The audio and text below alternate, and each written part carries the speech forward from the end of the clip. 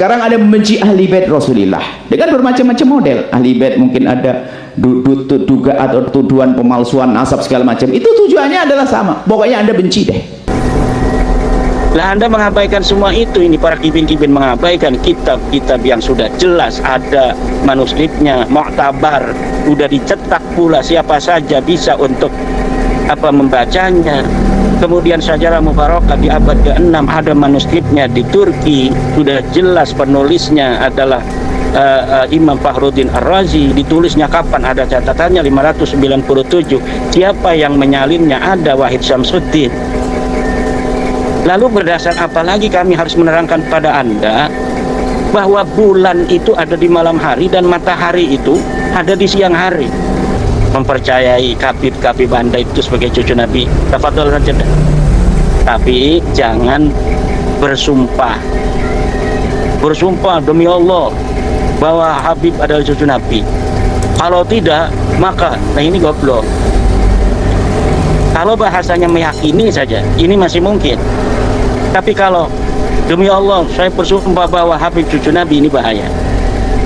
Tapi kalau saya berhusnudzon atau saya meyakini, saya mengikuti madhab ketum PBNU bahwa, nah ini masih mending. Tapi kalau sudah ngomong demi Allah bahwa Habib cucu Nabi, ini konsekuensinya berat. Jadi bagi kibin-kibin dan Habibnya sendiri, Anda mau mengakui diri Anda sebagai cucu Nabi, silakan aja sendiri.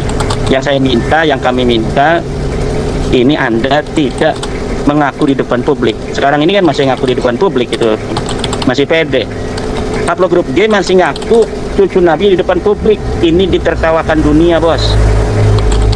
Upload grup keluarga Rasulullah sudah ada, semua orang ini sebentar lagi akan tahu bahwa siapa yang tidak mempunyai haplogrup grup J1, siapa yang tidak mempunyai penanda genetik Adnani, siapa yang tidak mempunyai penanda genetik dari keluarga Quraisy, siapa yang tidak mempunyai penanda genetik daripada keluarga Bani Muttalib atau dari Bani Hashim, siapa yang tidak mempunyai penanda genetik dari Sayyidina Ali 10500, maka dia mustahil sebagai turunan Nabi. Haplogrup G ini, haplogrupnya aja udah berbeda, apalagi penanda genetik yang saya sebutkan tadi tidak ada. Ini sudah badihi, ini sudah hadasi dalam ilmu mantik, sesuatu yang sudah teruji. Ini sama dengan qot'i yang tidak bisa dibantah lagi. Ilmu sejarah, ilmu nasab itu nazari, qaidahnya, tetapi buktinya yaitu misalnya adanya kitab di abad ke-5, adanya kitab di abad ke-6 yang tidak menyebutkan Ubaid sebagai anak Ahmad. Itu apabila ada perdebatan, kemudian sihhatun naqlinya sudah diperlihatkan, nah ini sudah tidak bisa berkutik lagi. Kita sudah kasih data, kita sudah kasih bukti. Ente bukan cucu Nabi melalui ilmu nasab, ente ngaku keturunan Ubaid yang katanya anaknya Ahmad. Ahmad wafat 345, Ubaid wafat 383. Tahun 432 sudah ada kitab, bos, Tahdhibul Ansab, yang mencatat nama Ahmad bin Isa al-Abah dan anak-anaknya. Kemudian ada kitab Muntaqilatul Talibiyah, ada kitab Al-Mazdi, semuanya abad ke-5. Ada Al-Ghaibah di abad ke-5 yang menyatakan bahwa Ahmad ini ada di Madinah, nggak ada di Yaman, bos. Lah Anda mengabaikan semua itu. Ini para kibin-kibin mengabaikan kitab-kitab yang sudah jelas ada manuskripnya, mu'tabar, udah dicetak pula, siapa saja bisa untuk membacanya.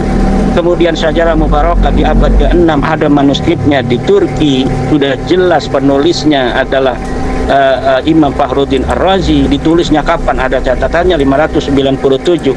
Siapa yang menyalinnya? Ada Wahid Syamsuddin.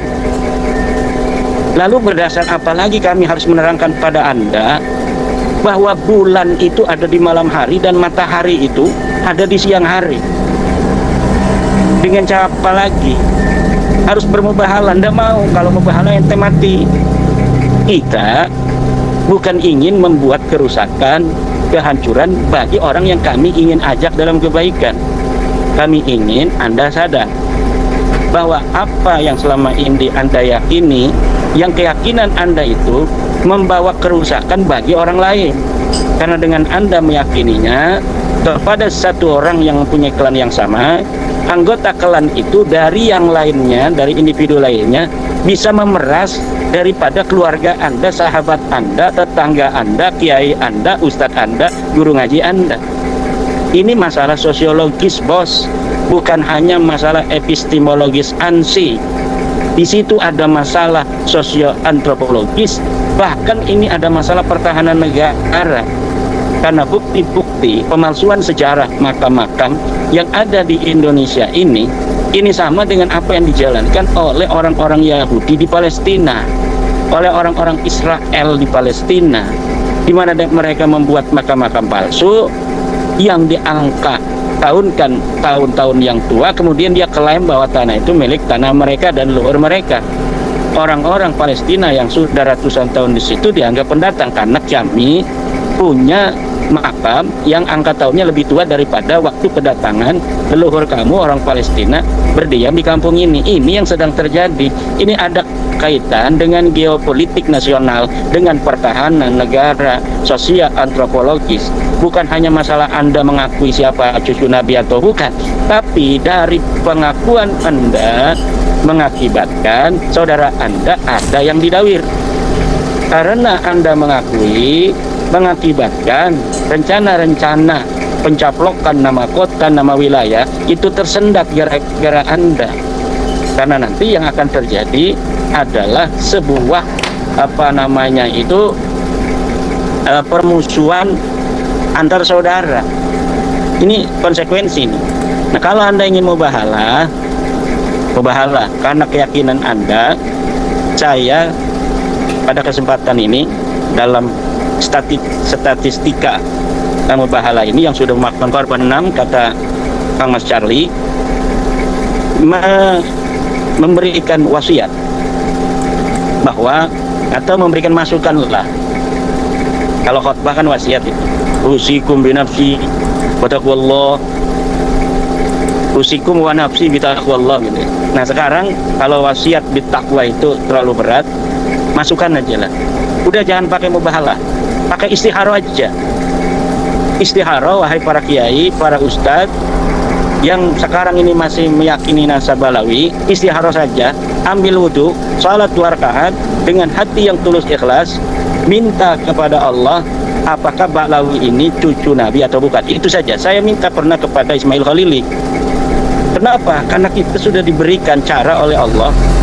Kalau kita mempunyai keraguan akan 2 hal, kita bisa memilih satu di antara keduanya, mana yang terbaik untuk kita. Karena kita tidak tahu, kita tanya kepada Allah.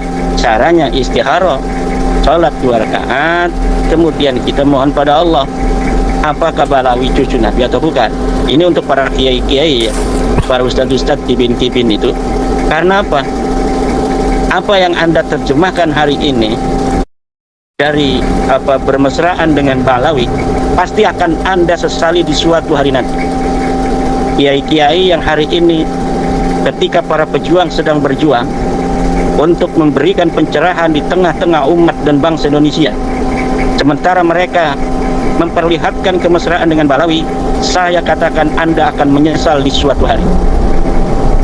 Karena apa yang Anda lakukan itu tidak hanya berkonsekuensi dengan orang-orang yang Anda kenal, yang menurut Anda baik, tetapi berkonsekuensi luas tentang kejahatan, tentang kezaliman yang mereka lakukan selama ini untuk saudara-saudaramu yang lain yang mungkin kamu tidak ketahui.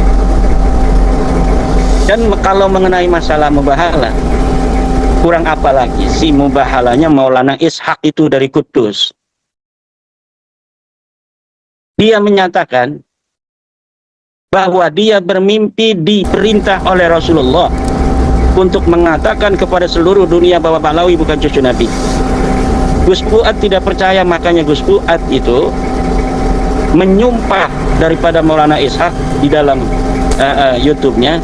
Kalau Anda benar, berani nggak Anda disumpah? Berani, sumpah Al-Quran. Kalau Anda bohong, maka Anda mati 10 hari. Ternyata Maulana Ishaq masih hidup, sehat walafiat. Kemudian dia bermubahalah lagi di Banyumas. Kalau saya bohong, kalau misalnya Balawi ini cucu Nabi, maka 40 hari saya meninggal. Ternyata Maulana Ishaq masih hidup sampai sekarang. Sementara di seberangnya yang berbeda cara mubahalanya, malah banyak yang dibuktikan. Nah ini oleh karena itu saya minta ini mubahala ini dihentikan, ganti istikharah nasional. Istikharah nasional para kiai, para ustadz, agar melaksanakan sholat istikharah. Apakah Balawi ini cucu Nabi atau bukan? Insya Allah Allah akan berikan sebuah isyarat dan ilahiyatan rabbaniyatan.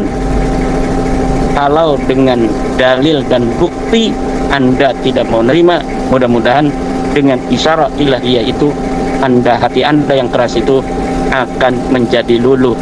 Kalau itu datangnya dari diri Anda sendiri, dari Allah kepada diri Anda sendiri. Kalau melalui lidahnya Imaduddin Usman, Anda nggak mau terima. Melalui lidahnya Gus Aziz Jazuli, mantu idaman, Anda nggak mau terima. Melalui lidahnya Dr. Sugeng Sugiharto, Anda nggak mau terima.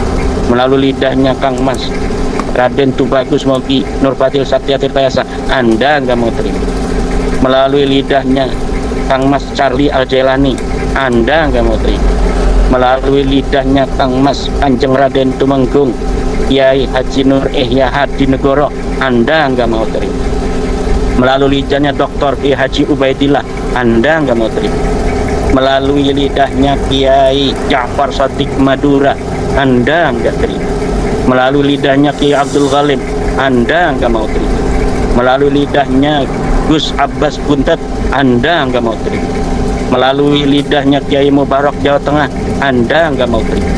Melalui lidahnya Kiai Saiful Rijal Jawa Timur, Anda nggak mau terima. Melalui lidahnya Kiai Ja'far Shadiq Majalengka, Anda nggak mau terima.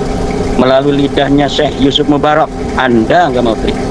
Melalui lidahnya Kiai Riyad Musafa, pengasuh pesantren Mambaul Thayyibah Sragen, Anda nggak mau terima. Melalui lidahnya Kang Mas Kiai Haji Mufid Klaten, Anda nggak mau terima. Melalui lidah para kiai-kiai di Kebumen, Kiai Wahid Mahfud dan sebagainya, Anda nggak mau terima. Coba sekarang istikharah saja 2 rakaat dengan khusyuk, mohon pada Allah agar Allah memberikan tanda isyarat ilahiyah kepada Anda. Terima kasih. Assalamualaikum warahmatullahi wabarakatuh. Terima kasih Kak Imad. Saya akan menanggapi sedikit ini. Sebentar. Jadi kalau anjurannya itu apa tadi ya, istikharah, ini yang masalah adalah mereka ini mengingkari bukti, Kiai. Apakah secara fikih itu memenuhi syarat orang istikharah atau mubahalah, tapi buktinya diingkari. Buktinya bukti terukur masalahnya, bukan bukti bukti yang jelas-jelas terukur, jarak genetiknya bisa dihitung. Entah mubahalah, istikharah itu apakah secara fikih memenuhi syarat? Ya orang bolehlah istikharah kalau nggak ada buktinya. Artinya semua bukti yang ada itu meragukan. Ini buktinya mutlak ya. Buktinya itu mutlak masalahnya. Gitu ya, Kiai. Ini salah satu cara aja untuk menerima bukti itu. Karena biasanya orang yang keras hati itu, walaupun kebenaran itu sudah ada tampak di depan mata, kalau itu datang dari orang yang dia tidak yakini atau dia dari awal memang sudah ada kecenderungan secara psikologis untuk tetap dalam status quo, dia nggak mau terima dong. Jadi dengan istikharah itu agar motivatornya itu dirinya sendiri untuk menerima itu, bukan motivatornya dari luar. Kalau motivator dari luar dia nggak mau. Nah biasanya orang yang keras hati begitu. Tetapi ketika motivatornya dari diri sendiri melalui fa'alhamaha fujuraha wa taqwaha dari Allah Subhanahu wa taala, nah maka nanti dia akan merasa, oh saya bukan ikut Kiai Hikmat, saya bukan ikut Dr. Sugeng, saya dapat istikharah. Nah ini akan ada motivator yang kuat nanti. Karena kan kalau syarat mubahalah itu harus tadi ada bukti. Faman hajjaka fihi min ba'di ma ja'aka minal ilmi faqul ta'alau natu abna'ana wa abna'akum wa nisa'ana wa nisa'akum wa anfusana wa anfusakum fanaj'al la'natullah 'alal kadhibin. Itu harus dimulai daripada ilmu. Mim ba'di ma ja'aka min ilm, setelah kamu lihat buktinya, kamu melihat betul-betul dalilnya yang secara qat'i, baru kamu harus berani bermubahalah. Nah, sementara harusnya saya yang ngajak mubahalah, yang sudah minal ilmi, tahu saya bahwa kopi ini pahit, dia yang ngajak mubahalah bahwa kopi ini manis. Nah, seharusnya saya yang ngajak mubahalah kalau saya tidak punya rahmah. Ini walaupun ada orang-orang tabib-tabib itu mau ngajak mubahalah, saya tidak mau, kecuali pada posisi-posisi waktu tertentu yang tidak bisa lagi saya mengelak untuk itu. Saya akan hadapi semuanya, suruh baris di Monas semua orang itu.